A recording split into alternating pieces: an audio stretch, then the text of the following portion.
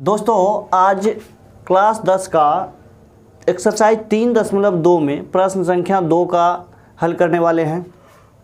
इससे पहले हमने पिछले वाले वीडियो में क्वेश्चन नंबर 1 का बता दिया था। आइए 2 नंबर में क्या कह रहा है देखते हैं। इसमें कह रहा है दोस्तों कि अनुपात 1 A1/A2 B1/B2 और C1/C2 की तुलना कर ज्ञात कीजिए कि निम्न समीकरण युग्म द्वारा निरूपित रेखाएं एक बिंदु पर प्रतिच्छेद करती, क्या करा, एक बिंदु पर प्रतिच्छेद करती हुई हो या समांतर हो अथवा संपाती हो।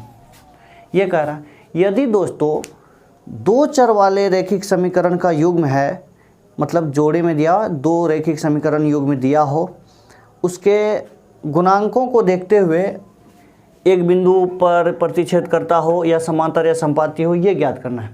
आइए थोड़ा सा ये जान लेते हैं किस प्रकार से इसका हल निकालते हैं। यदि दोस्तों देख लीजिए कि यदि a1x plus b1y plus c1 बराबर 0 लिखा है, यदि a2x plus b2y plus C2 बराबर 0 लिखा हुआ, इस तरह से दो समीकरण युग्म में दिया हुआ है, तो क्या होता है दोस्तों कि A1/A2 बराबर यदि B1/B2 से नहीं हुआ, मतलब A1 का मान जितना है उसके नीचे A2, मतलब A2 लिखेंगे A1/A2 अब बराबर नहीं हुआ B1/B2 से, तो ऐसे हल को क्या कहते हैं? इस तरह का हल दोस्तों कहलाता है केवल एक रेखा पर प्रतिच्छेद करता है। कितना? केवल एक बिंदु पर प्रतिच्छेद करती है, ये होगा। यदि दोस्तों ये आ जाता है A1/A2 बराबर B1/B2 बराबर C1/C2 हो जाता है, तो इस तरह का हल कहलाता है संपाती। ये हल क्या कहलाता है दोस्तों? संपाती कहलाएगा। देखिए एक बार, A1/A2 बराबर B1/B2 बराबर C1/C2 संपाती होता है। और तीसरा आ जाता है A1/A2 बराबर B1/B2 बराबर नहीं है C1/C2, तो ऐसे हल को समांतर कहते हैं दोस्तों। क्या कहते हैं? समांतर रेखाएं या समांतर बोल सकते हैं। ये रेखाएं होता है, याद रखिएगा। वास्तविक रूप से ये जो दो चर का समीकरण होता है ना, एक रेखा ही होता है, तो संपाती रेखाएं ये हो जाएगा इस तरह से। इससे पहले वाले वीडियो में इसे अच्छे से बता दिया गया है, आप लोग उसको भी देख लीजिएगा और यहाँ पर भी हमने जो लिखा है इसको नोट कर लीजिएगा। आइए क्वेश्चन लेकर के समझने का प्रयास करते हैं। पहला प्रश्न दोस्तों 5x - 4y प्लस का 8 बराबर 0, दूसरा 7x प्लस 6y - 9 बराबर 0। आइए इसमें से किस तरह से हल ज्ञात करेंगे। एक में जो दिया हो उसको पहले लिखिए, ऊपर तो हमने लिख दिया प्रश्न ताकि परेशानी ना हो। यहाँ पर देखिए 5x - 4y प्लस का 8 बराबर 0 और दूसरा है 7x प्लस का 6y - 9 बराबर 0। इसमें हम पहले वाले समीकरण से A1, B1 और C1 लिखेंगे और दूसरे वाले समीकरण से A2, B2 और C2 को लिखेंगे। तो इसमें दिया हुआ है दोस्तों A1 की वैल्यू क्या होगा, तो पहले वाले समीकरण में A1, B1 और C1 होता है। तो पहले वाले समीकरण में क्या है, यहाँ पर x के साथ जो गुणांक में वो A वाला होता है, 5 होगा। फिर B1 में क्या होगा, तो -4y के साथ जो होगा वो है B1। फिर C1 क्या होगा, तो 8 होगा। आइए अगला लिखते हैं A2 की वैल्यू क्या होगा, 7 होगा। B2 क्या होगा, तो 6 होगा और C2 क्या होगा, तो -9 होगा। यह है A1, A2, B1, B2 और C1, C2। आइए इसको करके देखते हैं। चूँकि A1/A2 कीजिएगा, A1/A2, तो ध्यान दीजिए A1/A2 करने पर कितना आ रहा है, 5/7। फिर लिखते हैं B1/B2 बराबर क्या होगा, तो यहाँ माइनस का 4 है और यहाँ पर कितना है, 6 है, ये कट करके -2/3।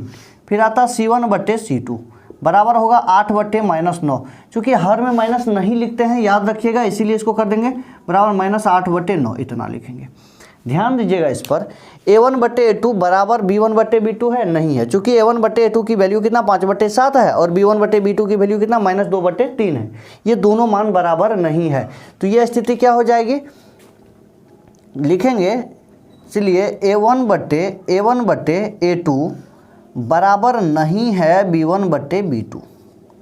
अब जब ये स्थिति आ गया a1/a2 का मान b1/b2 से बराबर नहीं है, तो ये a1/a2 बराबर नहीं है b1/b2 क्या होता है, केवल एक बिंदु पर या केवल बिंदु पर प्रतिच्छेद, मतलब यहाँ पर हो जाएगा एक बिंदु पर, ध्यान दीजिएगा यहाँ केवल एक बिंदु पर प्रतिच्छेद करती है। आपसे पूछा भी वही जा रहा है कि रेखाएं एक बिंदु पर प्रतिच्छेद करती हो या समांतर हो या संपाती हो, तो ये तीनों बिंदुओं में से क्या आया, एक बिंदु पर प्रतिच्छेद करती है। तो लिख देंगे अतः एक बिंदु पर प्रतिच्छेद करती है। उम्मीद है दोस्तों ये वाला समझ में आ गया होगा। आइए अगले एग्जांपल को लेकर के समझते हैं।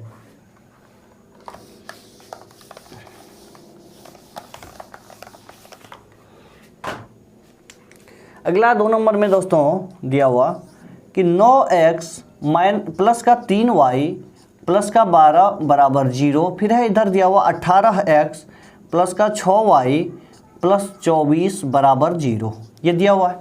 पहले वाले समीकरण से 1 वाला था, मतलब a1 b1 और c1, दूसरे वाले समीकरण से a2 b2 और c2।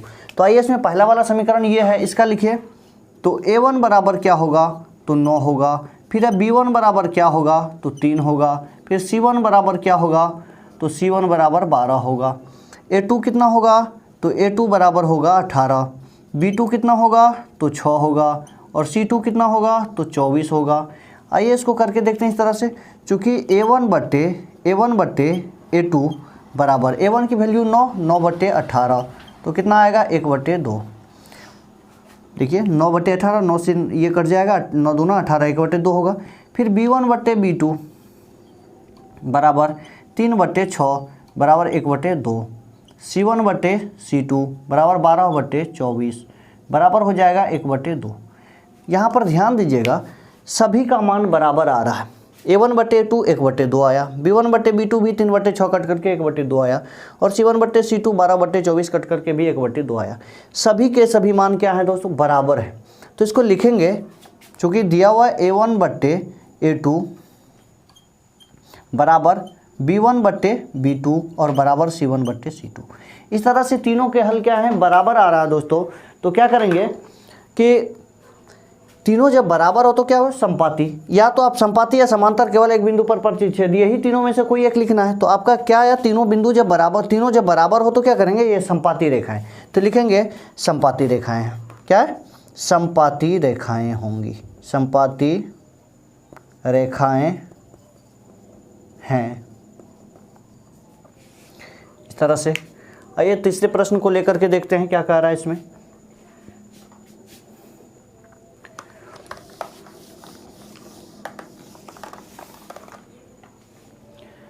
तीसरा दिया हुआ है 6x - 3y प्लस का 10, 6x माइनस का 3y प्लस का 10 बराबर 0 लिखा हुआ है, और दूसरा है 2x - y प्लस का 9 बराबर 0। पहले वाले समीकरण से इस तरह से a1 b1 c1 लिखेंगे। x के साथ जो है वो a है, तो a1 कीजिए उसको, ये 6 हुआ। फिर y के साथ जो है वो b है, तो b1 होगा माइनस का 3, फिर c1 अचर पद कितना है 10 है लिखा हुआ। दूसरा दोस्तों a2, x के साथ दूसरे वाले समीकरण में a2 होगा, b1 y के साथ, यहाँ देखिए y के साथ -y लिखा हुआ, इसका मतलब होता है -1। यहाँ पर कुछ नहीं है गुणांक में, तो 1 होता है, इसलिए -1 लिखा आएगा। तो b1 की वैल्यु कितना आएगा, -1 आएगा। c1 कितना आएगा, तो 9 प्लस में है, तो ये लिख देंगे। अब a1 a2 b1 b2 c1 c2 सब लिख दिए हैं। तो लिखेंगे चूँकि a1/a2 बराबर होगा 6/2 बराबर कितना हो गया, 3। इसके बाद b1/b2 लिखेंगे, तो b1 का मान कितना है, -3 है, नीचे कितना होगा -1। ये दोनों का जब 1 से क्रिया होगा तो इसका कितना आएगा, 3 ही आएगा। फिर c1/c2 बराबर 10/9 आएगा। ये इतना ही रहने दीजिए इसको। देखिए A1 बट्टे A2 का मान 3 आया, B1 बट्टे B2 का मान 3 आया, लेकिन C1 बट्टे C2 का मान 10 बट्टे 9 आया। मतलब है कि A1 बट्टे A2 B1 बट्टे B2 से बराबर है, लेकिन C1 बट्टे C2 से बराबर नहीं है। तो ऐसी स्थिति में क्या होता है, यहाँ देख सकते हैं ऐसे भी तो समांतर रेखाएं होता है। आइए करके इसका भी देख लेते हैं। लिखेंगे चूँकि A1 बट्टे A2 बराबर B1 बट्टे B2 और बराबर नहीं है C1 बट्टे C2, चूँकि C1 बट्टे C2 का मान इन दोनों मान के बराबर नहीं है, तो इसी स्थिति को क्या कहते हैं दोस्तों, इसको कहते हैं समांतर रेखाएं। क्या बोलते हैं, समांतर रेखाएं हैं। उम्मीद है दोस्तों ये तीनों समझ में आ गया होगा। कर लीजिए इसको। आइए दोस्तों प्रश्न संख्या 3 को देखते हैं, क्या कह रहा है इसमें। कहता है अनुपातों A1 बट्टे A2 B1 बट्टे B2 और C1 बट्टे C2 का तुलना करके ज्ञात कीजिए कि समीकरण युग्म संगत है अथवा असंगत। इससे पहले वाले में एक ही बिंदु पर प्रतिच्छेद करता है या नहीं, संपाती है या समांतर, ये वाला था। ये जो तीसरे नंबर का प्रश्न है इसमें सिर्फ संगत या असंगत पूछता है। आइए दो युग्म लेकर के पहले उसका सूत्र जान लेते हैं, संगत कौन होता है असंगत कौन होता है, इसके बाद बताएंगे। यहाँ पर हम लिख देते हैं, जैसे कि एक समीकरण ले देते हैं A1x plus B1y plus C1 बराबर 0। दूसरा वाला होता है A2x plus B2y plus C2 बराबर क्या हो जाएगा 0। यहाँ पर दिया दोस्तों, यदि A1 बट्टे A2 बराबर अगर B1 बट्टे B2 से नहीं हुआ तो ऐसी स्थिति को क्या कहेंगे, ऐसी स्थिति को भी संगत कहेंगे दोस्तों। क्या कहेंगे, संगत।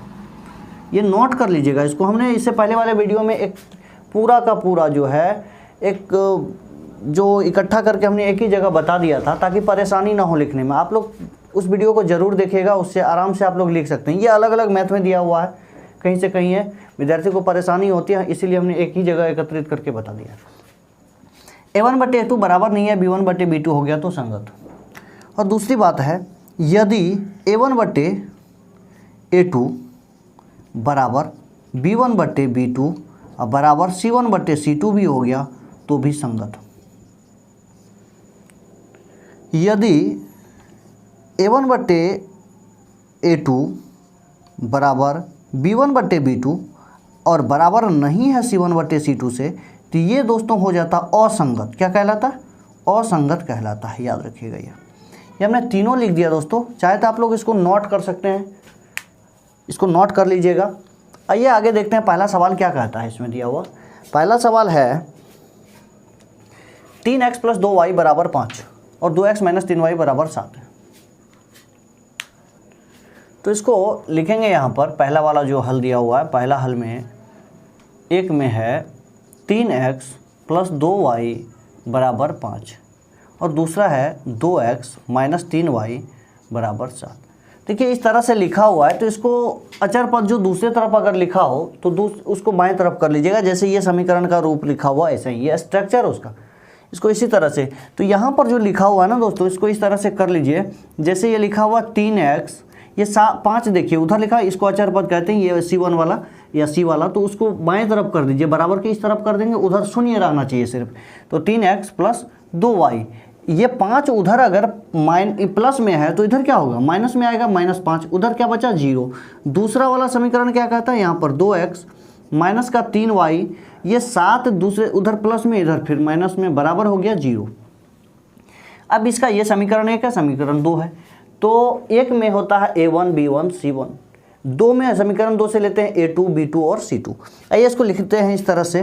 तो यहाँ पर होगा A1 की वैल्यू कितना है, 3 है, B1 की वैल्यू कितना है, 2 है, और C1 की वैल्यू कितना है, -5 है। फिर लिखेंगे A2 की वैल्यू क्या है, तो यहाँ पर 2 है लिखा हुआ। फिर B2 की वैल्यू क्या है, तो -3 है। C2 की वैल्यू कितना है, -7 है। यहाँ से लिख दिए A1 A2 B2 और C2 इस तरह से। आइए इसको इस तरह से लिखते हैं, चूँकि A1 बट्टे A2 बराबर, A1 बट्टे A2 करने पर कितना, 3/2 लिखना होगा, तो यहाँ लिखेंगे 3/2। फिर है B1 बट्टे B2, तो ये हो जाएगा दोस्तों B1 बट्टे B2 क्या, 2 बट्टे माइनस का 3, तो ये हो जाएगा -2/3। इस तरह से माइनस को ऊपर कर देंगे, हर में माइनस नहीं लगाना है। C1 बट्टे C2 बराबर -5 बटे कितना है, -7 है। चूँकि दोनों में माइनस है तो 5/7 कर देंगे इस तरह से। तो A1/2 3/2, B1/B2 -2/3 और C1/C2 5/7 आया। गौर से देखिए इसमें, तो A1/A2 का मान B1/B2 से बराबर नहीं। तो जब पहले दोनों का बराबर नहीं हो तो तीसरे वाले को नहीं देखना, हमें उससे कोई मतलब नहीं है, हमें सिर्फ पहले वाले दोनों को देखना है, A1/A2 और B1/B2 को। अगर ये दोनों बराबर हो तब C से कुछ रहेगा, अगर C पहले वाला ही बराबर ना हो तो C वाले को नहीं देखेंगे। तो इस तरह से, तो इसलिए क्या लिखेंगे, A1/A2 बराबर नहीं है B1/B2। अगर ये इस तरह का बराबर नहीं है दोस्तों, तो ऐसी स्थिति को क्या कहते हैं, संगत कहते हैं। क्या कहते हैं इसको, संगत। लिखेंगे संगत है, इस तरह से ये संगत होगा। फिर दूसरा एग्जाम्पल क्या है, तो दूसरा एग्जाम्पल इसका लिखेंगे 2x - 3y बराबर 8 है दिया हुआ।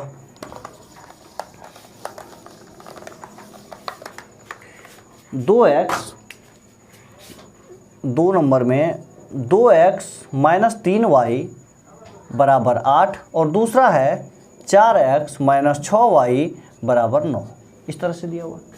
तो इसका भी उसी तरह से मानक रूप में लिख देंगे। ये हो जाएगा 2x - 3y, ये 8 उधर दाहिने तरफ प्लस में, इधर क्या होगा माइनस में, बराबर उधर क्या बचा 0, या 4x - 6y - 9 बराबर 0।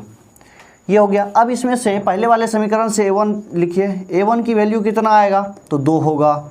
फिर B1 की वैल्यू क्या होगा, तो -3 होगा। और C1 की वैल्यू कितना है, -8 होगा। फिर A2 की वैल्यू क्या लिखेंगे, 4 लिखेंगे।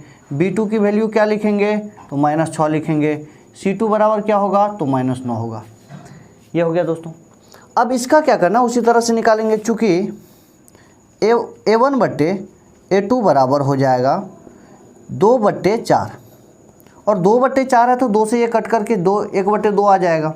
फिर B1/B2 लिखिएगा तो कितना है, -3/-6 बराबर, इसका भी 1/2 आएगा, 3 दूना 6, 1/2। फिर है C1/C2, C1/C2 कितना, -8/-9 है लिखा हुआ, तो 8/9 हो जाएगा। यहाँ पर ध्यान दीजिए क्या आ रहा है, A1/A2 की वैल्यू 1/2 आया, B1/B2 की वैल्यू कितना आया, 1/2 आया, लेकिन C1/C2 की वैल्यू 8/9 है। ये दोनों बराबर है, लेकिन ये C1/C2 बराबर नहीं है। ऐसी स्थिति को क्या कहते हैं, असंगत कहते हैं। यहाँ पर देखिए ये लिखा हुआ A1/A2 बराबर B1/B2 बराबर नहीं है C1/C2 का, असंगत होता है। तो इसका मतलब है ये वाला क्या आएगा, असंगत मान आएगा। इसलिए लिखेंगे A1/A2 बराबर B1/B2 अब बराबर नहीं है C1/C2। ऐसी स्थिति को कहते हैं असंगत। क्या कहते हैं, असंगत। उम्मीद है दोस्तों ये वाला भी समझ में आ गया होगा। अगला प्रश्न देखते हैं क्या कहता है इसमें, आप लोग नोट करते चलिएगा इसको।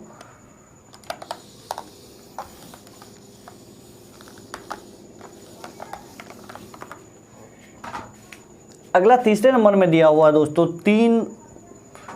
3/2x प्लस 5/3y बराबर 7 है दिया हुआ, और दूसरा वाला है 9x - 10y बराबर 14 है दिया हुआ। इसको भी मानक रूप में करेंगे। जो अचर पद है ना, ये दोनों अचर पद कहलाता C वाला। ये जो दूसरी तरफ है इसको इस तरफ से मतलब बाएं तरफ लाना है इसको, तो लिख लीजिए इसको इस तरह से 3/2x प्लस 5/3y, और ये 7 प्लस में उधर तो इधर क्या होगा माइनस में, उस तरफ बचा 0, और ये 9 का x है माइनस का 10y का ये, और ये -14 बराबर 0। ये 14 भी उस तरफ था, इधर कर दिए। आइए इसका A1 और A1 लिखते हैं। इसका कितना है 3/2, और B1 कितना है, तो B1 है इसका 5/3, C1 है -7, A2 बराबर है 9, B2 बराबर है -10, और C2 बराबर है 14। यहाँ पर -14 है, ये लिख देंगे। इतना तक तो उम्मीद है समझ में आ गया होगा। आगे इसका करके देखते हैं क्या कहता है।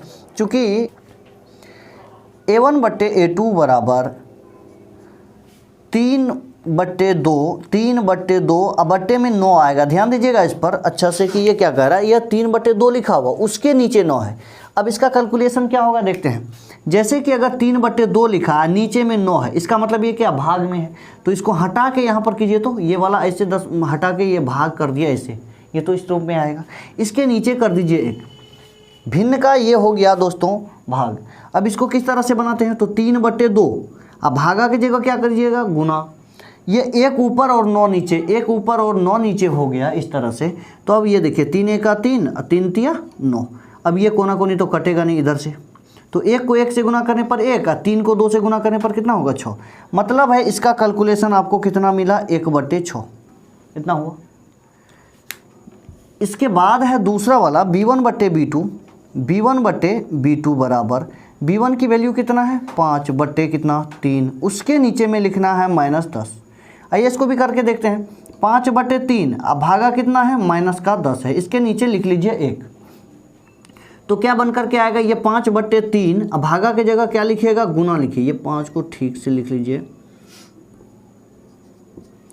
भागा की जगह गुना, 1 ऊपर और -10 नीचे, तो ये 5 दूना 10, तो ये आएगा -1/6, क्योंकि माइनस लगा हुआ तो -1/6 आएगा। तो इसका वैल्यू निकल करके आया -1/6 यहाँ पर। इसके बाद C1/C2 बराबर, ये C1 की वैल्यू कितना है -7 है और नीचे लिखा हुआ -14, तो 7 दूना कितना होगा 14, मतलब 1/2 आएगा। अब दो जगह देखिए, यहाँ पर A1/A2 1/6 है, यहाँ B1/B2 1/6 है, लेकिन एक बात ध्यान दीजिएगा, ये प्लस में है और ये माइनस में है, तो कभी बराबर नहीं होगा। तो पहले ही स्थिति में बराबर नहीं है, तो लिखेंगे चूँकि A1/A2 बराबर नहीं है B1/B2, इसीलिए इसका हल क्या होगा, ऐसी स्थिति को क्या कहते हैं दोस्तों, संगत हल कहते हैं। संगत हल होगा या संगत लिखेंगे इस तरह से। आइए अगले प्रश्न को देखते हैं। चौथे नंबर में क्या कह रहा है इसमें, चौथा नंबर है 5x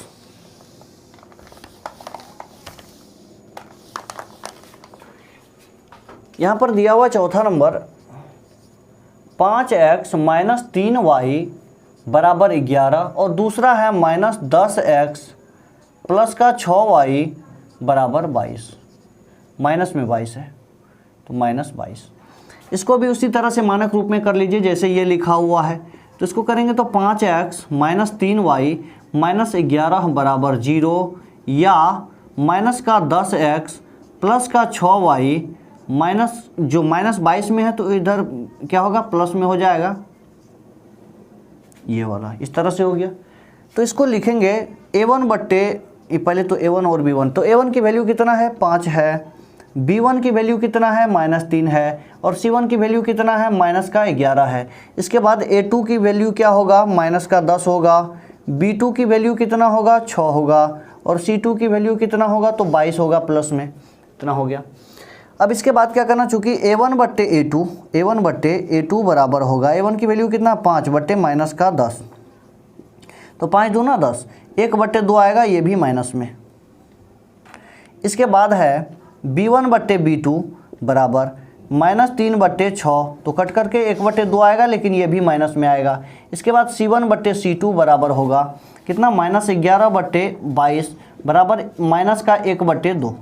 अब ध्यान दीजिए कि तीनों का आंसर एक ही जैसा आया है, ये भी -1/2 ही आया है यहाँ पर माइनस, ये भी माइनस का उतना ही 1/2 ही आया है, और ये भी -1/2 ही आया।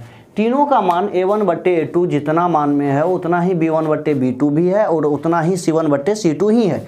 तीनों का मान क्या है बराबर है दोस्तों। इसका क्या लिखेंगे, चूँकि लिख देंगे A1/A2 बराबर B1/B2 बराबर C1/C2, तीनों का मान बराबर है, तो ऐसी स्थिति को क्या कहते हैं संगत कहते हैं। तो यहाँ लिख देंगे, इसीलिए क्या है संगत मान में है।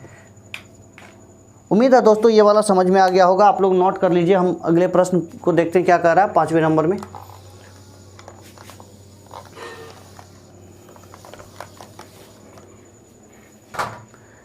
पांचवा है 4/3x प्लस का 2y बराबर 8 लिखा हुआ है, और दूसरा है 2x प्लस 3y बराबर 12। अब इसको भी मानक रूप में कर लीजिए, तो ये हो जाएगा 4/3x प्लस का 2y, ये 8 उधर प्लस में है तो इधर हो जाएगा माइनस में, बराबर हो गया 0। और दूसरा कितना है 2x प्लस का 3y बराबर माइनस का, ये 12 उधर प्लस में है तो इधर क्या होगा माइनस में, बराबर हो गया 0। इस तरह से इतना हो जाएगा। आइए पहले प्रश्न से a1 वाला और b1 c1 को लिखते हैं, फिर दूसरे समीकरण से a2 b2 और c2 को लिखेंगे। तो इसमें a1 की वैल्यू क्या लिखेंगे, a1 कितना है 4/3, b1 कितना है तो 2, और c1 कितना है तो -8 है। फिर a2 कितना है तो 2 होगा, b2 कितना होगा तो प्लस का 3 होगा, और c2 कितना होगा तो माइनस का 12 होगा। यहाँ पर -12 लिख दिए। और चूँकि लिखेंगे a1/a2 बराबर क्या होगा तो 4/3 और उसके नीचे में 2, 4/3 और उसके नीचे में 2 लिखा हुआ है। एक बात ध्यान दीजिएगा, अगर इसको डायरेक्टली आपको काटना है ना तो ऊपर नीचे 3 स्टेप में लिखा हो, जैसे कि a b अब c है, 3 अंक लिखा हुआ है, तो ये दोनों भाग हो जाता है ये कटने के लिए। a को c से भाग दीजिए या c को a से, इस तरह से b से गुना हो जाता है बाद में। कैसे होता है देखिए, 2 से 4 को काटिए, 2 दूना 4, इसका मतलब है ऊपर का जो अंश होगा वो 2 बनेगा, और नीचे क्या है, इसको यहाँ पर क्या बचा 1 को 3 से गुना करके लिखना है, तो 3 1 का 3, इसका मतलब इसका आंसर आएगा 2/3। आइए करके देखते हैं, इस तरह से भी लिख सकते हैं या नहीं। तो इसे लिखा हुआ था 4/3, अब भागा कितना था 2, तो इसको कैसे लिखेगा 4/3 अब भागा कितना 2, इसके नीचे करेंगे 1, तो अब ये हो गया 4/3 भागा की जगह गुना, 1 ऊपर 2 नीचे, 2 दूना कितना हो गया 4, तो 2 ऊपर आया 3 नीचे, तो 2/3 हुआ। तो ये लिख देंगे 2/3। इसके बाद b1/b2 करने पर b1 की वैल्यू कितना है 2 है, और b2 की वैल्यू कितना है 3 है, ये लिख देंगे। इसके बाद क्या है c1/c2, c1 की वैल्यू कितना है -8 है, और c2 की वैल्यू कितना है -12 है। ये 4 दूना 8 हो जाएगा, 4 3 12, 2/3 आएगा। इसका भी ध्यान दीजिए, तीनों का आंसर बराबर है। a1/a2 2/3, b1/b2 2/3 और c1/c2 का भी मान 2/3 ही आया, तीनों का मान बराबर है। ऐसी स्थिति को क्या कहते हैं, संगत हल कहते हैं। तो ये संगत हल ही होगा, तो इसको लिख देंगे चूँकि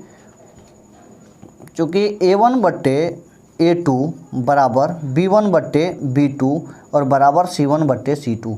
ऐसी स्थिति को क्या कहते हैं दोस्तों, संगत हल कहते हैं, या संगत लिख देंगे, इस तरह से संगत होगा। उम्मीद है ये पांचों प्रश्न दोस्तों आप लोगों को समझ में आ गया होगा। आप लोग नोट कर लीजिएगा, जब भी ये थोड़ा तेज़ी में बनाया गया है तो आप लोग वीडियो को रोक करके समझ करके धीरे धीरे बनाइएगा और नोट भी करते चलिएगा, और कुछ एग्जाम्पल लेकर के आप लोग बनाने का प्रयास कीजिए। ऐसा प्रश्न बार बार पूछा जाता, संगत है या असंगत। हम फिर अगले वीडियो में कोशिश करेंगे चौथे और 5वें नंबर का बनाने का। तब तक के लिए धन्यवाद।